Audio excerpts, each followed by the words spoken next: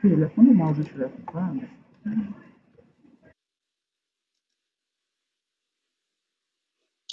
Vai lá, Marcelo.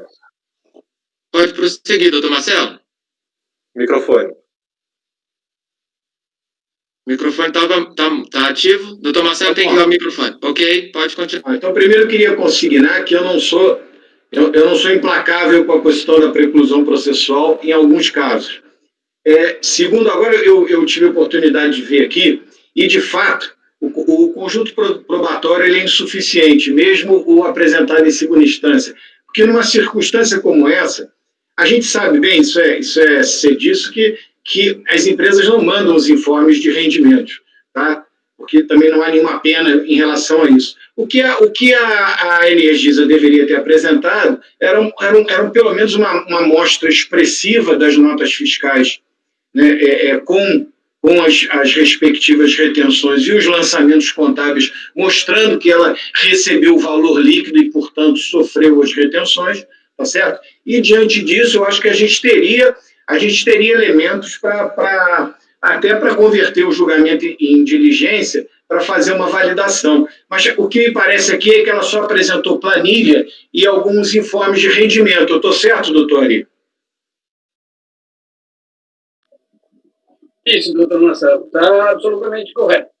Ela apresentou uma planilha pura e simples, alguns informes de rendimentos esparsos, que não têm até ligação com a planilha, ou seja, não deu informações consistentes, portanto, e além disso tudo, eu gostaria de frisar que, como é um pedido de compensação, inclusive eu coloquei no meu voto, o ônus da prova é todo de quem alega. Se ele faz um pedido, defende um crédito, ele teria que se munir de todos os documentos necessários para comprovar o que tem do crédito. Ele não fez isso. Não, você está certo, né? O ônus da prova é de quem alega deter o direito. A única ressalva que eu fiz é que eu não deixo de exigir, eu não deixo de exigir comprovação, né, de quem alega ter o direito. Eu apenas sou um pouco mais flexível quanto ao momento processual. Mas, para mim, está esclarecido, doutor Ari. Obrigado pelo esclarecimento. Devolvo a palavra, presidente. Obrigado. Ok, doutor Ari. Alguém tem mais alguma dúvida, algum esclarecimento? Podemos passar o voto? Então, o doutor Ari está negando o provimento integral ao processo. Presidente, um questionamento. Doutor Breno, sim, doutor Breno. Só para, ressoando aí também o que o conselheiro Marcelo muito bem colocou, a respeito do belo voto do conselheiro Ari, eu uso por discordar parcialmente com relação a essa rigidez de apresentação probatória. Eu acho que o contribuinte, nesses casos de PERDECOMP especificamente, trazendo a coletânea documental que seria apta a comprovar o seu direito, ainda agora em recurso voluntário, seria possível, né, a nossa apreciação. Contudo, pelo que ficou muito bem elucidado aqui, tanto no posicionamento do relator quanto do conselheiro Marcelo, isso não foi feito. Então, mas eu uso por discordar dessa rigidez de momento probatório. Eu acho que isso nos cumpre como uma dialética processual mesmo, e respeitando os princípios da administração, especialmente a busca da verdade material. Eu uso por divergir do voto do conselheiro ali nesse ponto, mas o desiderato final dele alcança a mesma conclusão. Então, eu acredito que eu votaria pelas conclusões. Seria isso, presidente? Exato, doutor Breno. Nesse caso, o senhor vai concordar com a conclusão final, que é negar provimento, mas o senhor discorda de alguma matéria do voto. Seria pelas conclusões. Perfeito. Ok. Bom, mais alguma dúvida, algum esclarecimento? Então, eu vou passar a votação, ok? Então, doutor Ari está negando o provimento. Doutora Lisiane, como vota, por favor? Diante desse contexto, eu sigo na mesma linha de pensamento do Marcelo e do Breno, que eu concordo quanto às conclusões, mas também não sou tão rígida, né, quanto à apresentação das provas. Então, se o conselheiro mantém essa linha, né, rígida, e essa afirmação, né, de que haveria uma supressão de instância, eu seguiria pelas conclusões. Ok. Deixa eu só um minuto. Doutora Ari, o senhor tem alguma alteração? O senhor mantém o entendimento dessa preclusão para a apresentação das provas? O que eu queria dizer é que eu também não sou tão rígido quanto à apresentação de provas em segunda instância, não. É que, nesse caso específico, eu não vi nenhum motivo para aceitar as provas que ele trouxe, porque ele já teve a oportunidade de comprovar o crédito, inclusive na primeira fase, que é junto à delegacia, que emitiu o despacho decisório, depois ele teve a oportunidade junto à delegacia de julgamento. Agora, em segunda instância, eu admitiria essas provas se elas viessem de forma organizada, de forma conciliada, de forma inteligível. Como elas vieram de forma desorganizada, como o que o recorrente fez foi apresentar um volume de documentos sem especificar o que fosse ou não. E aí eu entendo que, nesse momento, nós faríamos o papel da fiscalização, que não nos cabe nesse momento. O que nos cabe é julgar o mérito da questão. Eu realmente não tenho nenhuma rigidez quanto a julgamento em segunda instância. Mas, nesse caso específico, pelo fato de o contribuinte não ter, a recorrente, o contribuinte não ter facilitado o julgamento, nem ter juntado provas suficientes que dessem lastro ao seu alegado, eu achei por bem nem conhecer tais provas.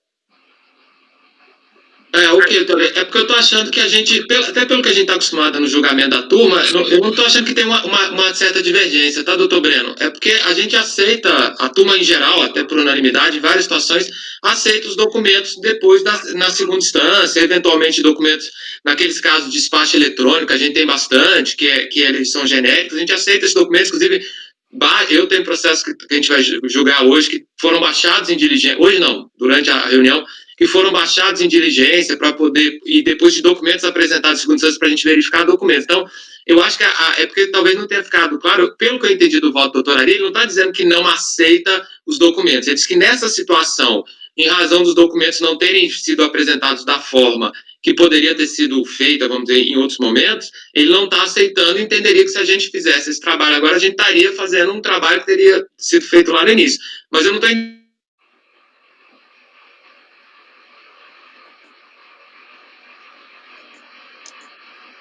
a maioria dos conselheiros votarem pelas conclusões, vai incluir no voto essa posição, não tem nenhum problema. O doutor Ari vai ter que fazer constar do voto dele, lá no início, o que é a posição dos conselheiros. Mas eu não estou vendo, aí pode ser que eu esteja enganado, eu queria conversar com o doutor Marcelo, o doutor Breno, que talvez não seja uma divergência, seja uma situação específica para esse processo, como o doutor Ari colocou. Aí por isso é que eu fiz um questionamento para ele. Deixa eu falar, é o seguinte, é que ele tem um item 11 no voto dele. Eu até, quando eu comecei a perguntar, eu fiz uma pergunta a ele, se a gente estava diante de um despacho decisório eletrônico. Eu sei até que o doutor Ari não é implacável assim, né? Eu sei disso. Mas o que acontece é que no item 11 do voto dele, ele fala assim, quanto aos documentos apresentados em sede de recurso voluntário, não os considero, pois nessa fase processual não é admitida a produção de prova. Então isso aqui está muito definitivo. Entendeu? Isso aqui está muito rigoroso. Entendeu? Eu, com a devida vênia, doutor Ari, o voto dele, como sempre, é fantástico, é muito bem feito, muito consistente. O que eu compreendi é que na verdade, a qualidade do conjunto probatório apresentado não é boa, tá? E uma coisa que eu não até então não tinha percebido é que houve um processo houve um tratamento manual da declaração de compensação, quer dizer, ele sofreu uma fiscalização. Então, esse aqui já é o terceiro momento, a terceira chance que ele teve, entendeu? O que também acabou não ficando claro para mim, porque se até no item 11 o senhor tivesse colocado, olha, ele não na fase de instrução, na delegacia, na fase de fiscalização, ele não apresentou Aí depois veio a fase da manifestação de inconformidade, ele novamente não apresentou. Aí eu até fecharia com o senhor, entendeu? Direto. Porque aí também acho que a gente não pode levar o negócio para o infinito. Eu poderia até concordar, mas esse item 11 está muito duro. Então, nessa fase processual, não aceito. É só por isso. Então, mantendo essa redação, eu até estou compreendendo o ponto de vista do doutor Ari, mas mantendo essa redação, eu também tendo eu vou acompanhá-lo pelas conclusões. Se mantiver essa redação rígida do jeito que ela está, correta tecnicamente, um primor, né, e absolutamente de acordo com o PAF, mas está um tanto rígida, pelo menos na maneira de escrever. Ok, doutor Marcelo, doutor Ari? Eu concordo com os conselheiros quanto à rigidez do item. Realmente, lendo, quem redige tem uma visão, quem lê tem outra visão. Eu posso alterar o item e eu vou consignar que nesse item 11 eu vou mudar a redação e vou dizer que quanto aos documentos apresentados em sede de recurso voluntário, não os considere e vou mudar para, neste caso específico, diante das oportunidades oferecidas ao recorrente, como ele não logrou trazer as provas necessárias, eu não vou considerar nesse momento. Mas eu vou mudar a redação, eu concordo com todos, que parece muito rígida, eu vou retirar a parte, nesta fase processual não é admitida a produção de prova, mesmo porque seria contraditório com o que eu acabei de dizer. Então, eu concordo que ficou rígido, eu vou retirar da redação, nesta fase processual não é admitida a produção de provas e vou constar no voto que, neste caso específico, diante da não apresentação, nas oportunidades que lhe foram oferecidas, neste momento, dentro desse caso, eu não aceito essas provas. Ok, doutor Ari. Doutor Marcelo, doutor Breno, doutor Elisiane, fizeram algum comentário? Tranquilo para a votação? Depois da alteração que o doutor Ari fez no voto? O senhor vai deixar claro que o conjunto probatório que foi apresentado também é insuficiente, né? Esse é o ponto. Sim, eu vou deixar claro que, nesse momento, não aceito por considerar insuficiente. Sim, claro, vou deixar claro. Porque eu concordo com os conselheiros e relendo o meu voto, eu concordo que essa frase, nesta fase processual, não é admitida a produção de provas. Eu concordo que ficou muito rígido e eu contraria... Eu não quero te aborrecer, não, Ari, mas é pelo seguinte, porque se o senhor diz que o conjunto probatório é insuficiente, eu acho que o senhor analisou a documentação. Analisou e negou provimento. Ponto. Eu também acho. Eu acho que a minha sugestão seria excluir da redação que desconsiderou a documentação e dizer analisei e é insuficiente. Porque eu precisaria ter, por exemplo, pelo menos uma amostra robusta das notas fiscais e dos correspondentes lançamentos contábeis para a gente poder ter certeza de que houve a retenção. Tá bom, sem problema. Aí, Uma sugestão. Eu vou retirar esse item 11, vou mudar a redação, dizer que recepcionei os documentos, analisei e eles se mostraram insuficientes para provar o direito legal. Beleza. Obrigado, doutor. Ok. Perfeito, presidente. Sem qualquer... Elisiane, doutor Marcelo. Ok, tranquilo. Bom, então vou iniciar a votação com essas alterações que o doutor Ari já colocou no voto. Ele está negando o provimento, a gente já discutiu bastante. Doutora Elisiane, como vota, por favor? Bom, nesse sentido em que foram acolhidas as provas e se negou o provimento por insuficiência, eu acompanho totalmente. Ok, obrigado. Doutor Ari, o seu microfone acho que está aberto. Isso. Doutor Marcelo, como vota, por favor? Acompanho, relator. Parabéns, doutor Ari. Doutor Salvador, como vota? Eu vou acompanhar também. Eu estava com as mesmas indagações, eu tinha até pedido a palavra, por conta desse item 11, toda a discussão que o Marcelo travou aqui, o Breno e a Lisiane, eu estava com essa mesma objeção. Então, mantida a alteração, quer dizer, realizada a alteração que o Ari se propôs a fazer, eu acompanho integralmente. Ok, obrigado, doutor Salvador. Doutor Marco? Acompanho. Doutora Acompanho com as alterações. Ok. Doutora Semiramis? Acompanho o relator, senhor presidente. Ok. Doutor Breno? Acompanho integralmente, presidente. Eu também acompanho o doutor Ari, então a decisão ficou por unanimidade de votos, negar provimento ao recurso voluntário. Próximo item é o item 3, doutora Semiramis é relatora, Aviação Princesa Tecela Transportes. Doutora Semiramis, eu tenho, acho que se eu não me engano, a gente tem o item 3, o item 10, que é um repetitivo, e depois acho que tem mais um dessa Princesa Tecela, não, são só esses dois na pauta de hoje. É que eu acho que eu vi um lá no finalzinho. Tem um terceiro também, mais lá no item, deixa eu ir lá para baixo aqui da tela, Santa Casa, distribuidora, é o 28.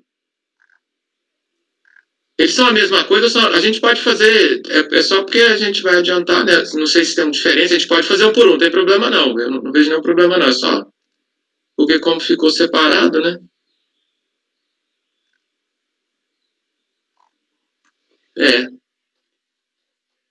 O microfone, doutora Semiramis, o microfone tá... Eles ficaram separados porque são repetitivos, né? Para os que estão ligados a cada um pudessem constar na pauta.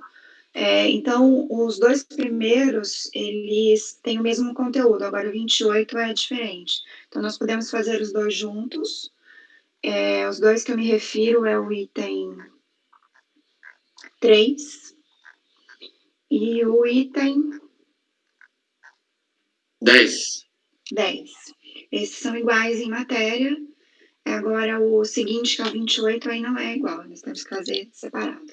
Ok, então pode passar o relatório. Então, estamos julgando então em conjunto o item 3 e o item 10. São matérias idênticas, ok? Colegas? Bom, senhor presidente, esse processo se refere a um pedido de ressarcimento.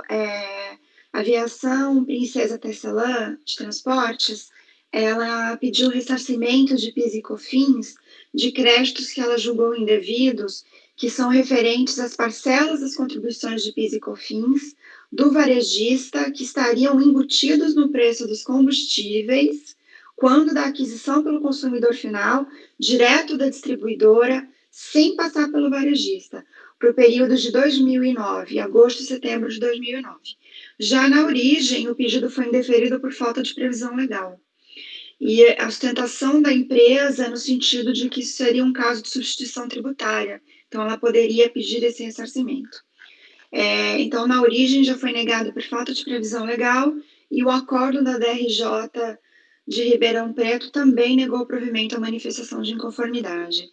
O recurso voluntário segue a mesma linha de defesa de uma substituição tributária que lhe seria devido o crédito e também acrescenta o argumento de inconstitucionalidade dessa negativa de crédito. Posso prosseguir, senhor presidente? Ok, então passando ao voto, na página 4, eu coloquei um histórico do pedido para nós entendermos no que a recorrente se apoiou. Então, ela pleiteou o ressarcimento do valor devido à parcela do varejista inserida no preço quando da aquisição do combustível diretamente da distribuidora. E ela o fez com hospedagem no parágrafo 7º do artigo 150 da Constituição e artigo 4º da Lei 9718. É uma antiga prescrição de responsabilidade tributária. As refinarias recolhiam PIS e COFINS devidos pelas distribuidoras e comerciantes, varejistas, caso o consumidor final adquirisse os combustíveis diretamente do distribuidor. A operação relativa à venda no varejo não ocorria, inexistindo, então, o fato gerador dessa última. Então, por isso, a lei previa a possibilidade do consumidor final reaver os valores correspondentes, calculados sobre o valor destacado na nota fiscal emitida por esse distribuidor. Então, a tese da recorrente é essa. que o regime monofásico atual dos combustíveis equivaleria a esse antigo regime de substituição tributária, assegurando a ele, então, esse ressarcimento.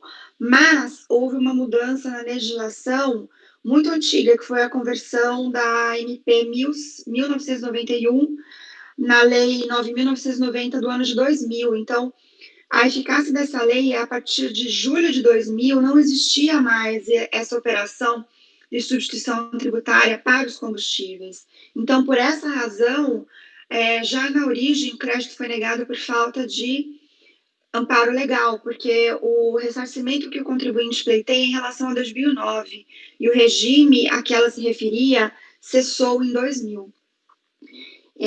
Então, o regime vigente atualmente é o monofásico, que incide nas vendas nas refinarias, e as operações consequentes são alíquota zero. Ou seja, a minha conclusão é que, de fato, não existe previsão legal que ampare esse pedido da recorrente.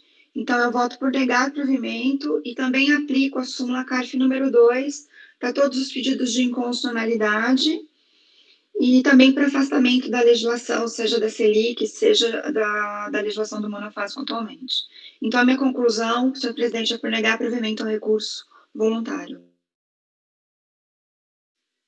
Obrigado pela Semiramis. Alguém tem alguma dúvida? Doutor Breno, doutor Salvador, algum esclarecimento do voto?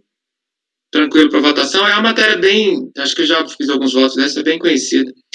Ok, então a doutora Semiramis está negando, então nós estamos julgando o item 3 e o item 10, que as matérias são idênticas, e a doutora Semiramis está negando o provimento ao recurso voluntário. Senhor presidente, a diferença entre os itens é que o item 3 é 2009 e o item 10 é 2008. De qualquer forma, o regime cessou no ano de 2000. Ok, obrigado, doutora Elisiane, como vota? Acompanha o relator. Doutor Marcelo? Acompanho. Doutor Ari? Acompanha a relatora.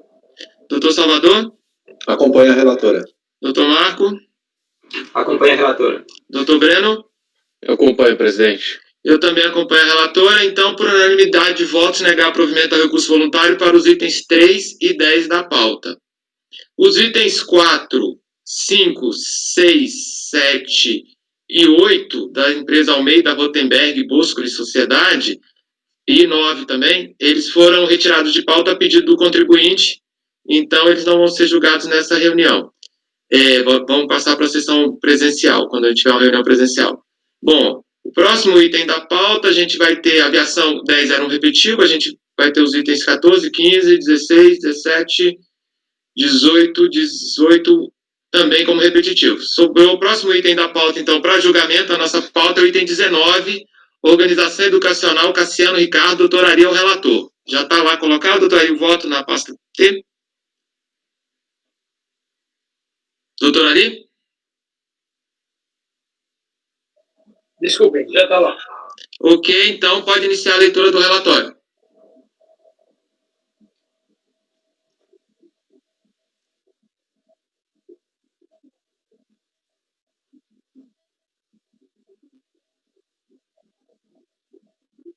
Desculpe a demora, mas está lento em abrir os arquivos.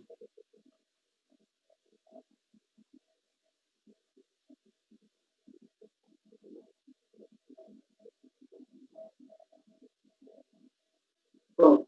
Eu vou fazer o que o presidente sugeriu, vou baixar os votos para a área de trabalho. Tem razão, realmente na pasta C está lento. Só por registro.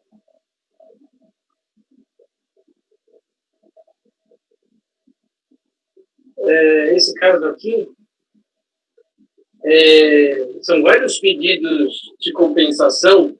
No relatório, eu coloco, são várias declarações de compensação que são referentes a pagamento pago indevidamente no entendimento da recorrente, por ela se considerar isenta da COFINS por ser sociedade civil de profissão regulamentada, por conta. A grande discussão aqui nesse processo é a revogação da isenção das sociedades civis pela Lei 9.430 de 96. A recorrente entende que não houve a revogação e que, portanto, ela teria direito à isenção, porque a revogação foi feita por lei ordinária e a isenção foi concedida pela Lei Complementar 70 de 91, e houve uma grande discussão doutrinária sobre isso, sobre a hierarquia das leis, que a lei ordinária não teria o condão, o poder de revogar dispositivos de lei complementar. Essa é toda a discussão que gira em torno dessa contenda, mas no meu voto, no item 6, é o esclarecimento da questão. Como bem se expressou a julgadora, o mérito da discussão referente ao direito creditório ocorreu no processo administrativo, que foi o do crédito. Esse aqui são declarações de compensação. Acontece que o recurso, a manifestação apresentada naquele processo foi intempestiva, portanto, não foi conhecida. A manifestação naquele processo não foi conhecida, porque foi apresentada intempestivamente. Portanto, a minha conclusão é de que, se essas razões apresentadas não foram conhecidas pela DRJ, por intempestivas, não podem ser trazidas em segunda instância, porque aí seria a supressão de instância, não integraram a lide, portanto, essas discussões, e eu não conheço do recurso.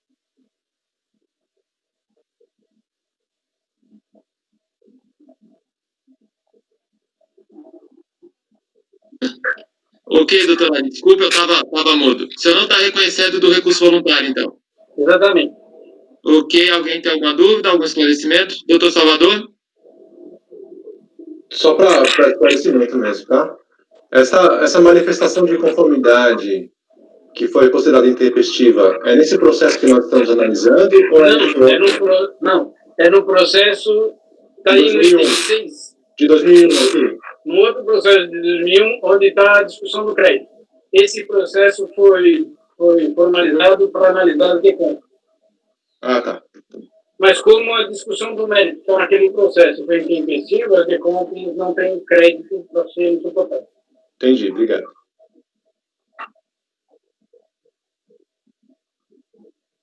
Ok, tranquilo, podemos passar. Doutor Ari, tem que desligar o microfone, por favor. Ok para votação? Doutor Breno, tranquilo? Doutora Semiramis? Doutora Elisiane, o relator votou por não conhecer o recurso voluntário. Doutora Elisiane? Acompanho o relator. Doutor Marcelo? Acompanha. Doutor Salvador? Acompanho. Doutor Marco? Acompanho o relator. Doutora Semiramis? Acompanho o relator. Doutor Breno? Acompanho o relator, presidente. Eu também acompanho o relator, então, por unanimidade de votos, não conhecer o recurso voluntário. Agora seria o próximo item da pauta. Eu vou fazer um intervalo de 5 minutos e a gente retorna daqui a 5 minutos. Por favor, pode parar a gravação, doutora Fabiana.